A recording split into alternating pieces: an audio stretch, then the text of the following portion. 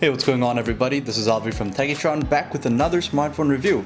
And today we're taking a look at this, the Walton Primo G7, which is Walton's first smartphone with Android 7.0 Nougat. In fact, I think it's the first local made smartphone with Android 7.0 Nougat. So I'm pretty excited about this one. It's a budget smartphone and costs 6,790 taka. By now you guys should know the drill. If you like this video, give it a big thumbs up and definitely subscribe because we're stuck at 5,000 subscribers. I mean, 5,000.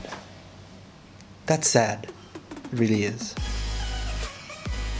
The links to all our social media accounts are in the description below, as well as all the other details which you might want to know. So before you start yelling at me, go to the description and find the links to our social media and everything else that you're questioning about. The entire smartphone has a plastic build, and the look and shape and brushed finish over here kind of reminds me of Samsung phones from about a couple years ago. But fortunately for all of us, this thing is not glossy and it doesn't attract any fingerprints, so no need to worry over there. The speaker is also found on the back of the smartphone or on the bottom, and I mean, for the price it gets decently loud and the audio is okay. You'll find it's raining. You find the power and volume buttons to the right hand side of the device, and these lean more towards the soft side, and they're also again made of plastic just like the rest of the phone. On the top of the smartphone you'll find the 3.5mm headphone jack as well as the MicroSD port. I'll quickly run through some of the main specifications. The main processor is a 1.3 GHz MediaTek processor, and it is paired with a 1GB of RAM and 8GB of built-in storage. Of those 8GB, you have access to 3.8GB, but no need to worry because there is a MicroSD slot which allows for expansion up to 64GB. The battery is a 2800 mAh unit, and due to the optimizations of Android 7.0 Nougat, I actually got a full day of use without much issue, and with battery saver on, you could actually extend that to a day and a half. I listed all the main specifications in the description below, as well as added a link to Walton's own technical specifications page, so check those out if you want any more detail. The actual performance of the G7 surprised me quite a bit.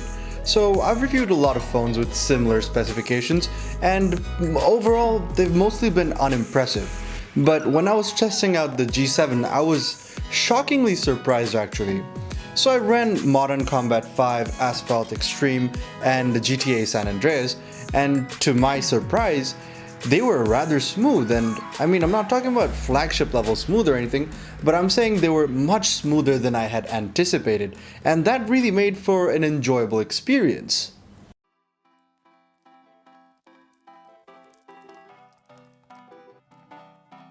The software really is the star of the show, so I'll talk about that for a while.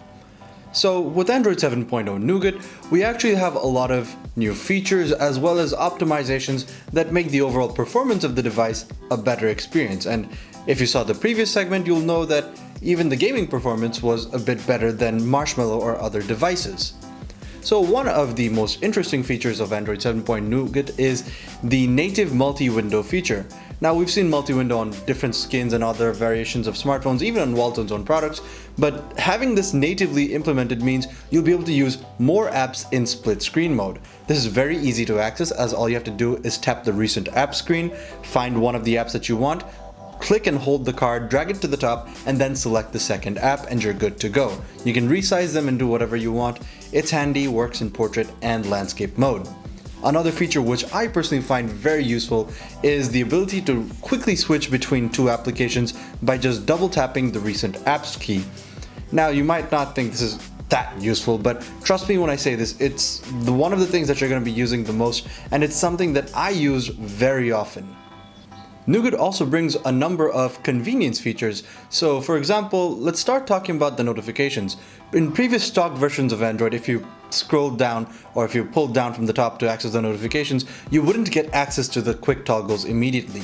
On Nougat, you can access them as well as edit them, which just makes it a hell lot simpler. After that, some notifications themselves are a lot smarter. So now notifications come bundled, so if you're getting notifications from one particular app, such as suppose Facebook Messenger or whatever else, all those notifications are going to be bundled and they'll take up less space. Another interesting thing is that you can reply or respond to notifications directly from the notification panel. So when something pops up, you don't actually have to open the application. You can just tap on the notification and respond to it. And I think that's something that's super convenient and saves a lot of time in the long run. Probably one of my most favorite features of the smartphone and also of Android 7.0 Nougat in general is the ability to launch the camera by just double tapping the power button. This works everywhere, whether the phone is off or on or in a different app, and it's just super convenient. Overall, the software package on the smartphone is quite impressive, and although the launcher itself isn't complete stock Android and the icons look a little like TouchWiz, this didn't bother me at all. The 5.5-inch IPS screen looks quite nice. It is a 720p display, which comes with 2.5D Gorilla Glass 2. So, good job! Colors look good, viewing angles are great, and the brightness is also very good for a budget device. The main camera is an 8-megapixel BSI sensor, and the secondary camera is also an 8-megapixel BSI sensor with a front-facing LED flash. So, pretty interesting. In terms of actual image quality itself, photos look okay. Sometimes you'll find that the colors look a little bit washed out and the background, especially the sky, gets a bit overexposed, but given the price point, I think that's kind of expected.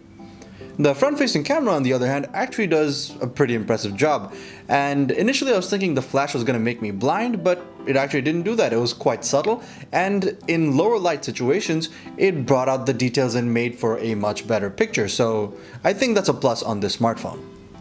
When I first got this smartphone, I was quite excited to get my hands on Nougat. But really the main story here isn't just about the software, it's about this smartphone exceeding my expectations and surprising me with above average performance as well as a pretty good display.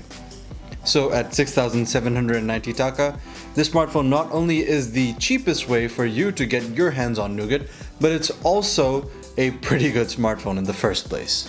Thanks for watching, guys. This video had a lot of background noise because I was forced to shoot during daytime as it rained all night long. So if you notice a lot of background noise, do excuse that. It's not going to happen in the next video. You know the rest of the drill. The links to our social media are in the description below. Like this video if you liked it, dislike it if you think you're sad and salty about not getting Nougat anytime soon, and leave your thoughts in the comment section below. This has been Alvi from Techitron, and I hope to see you in another video.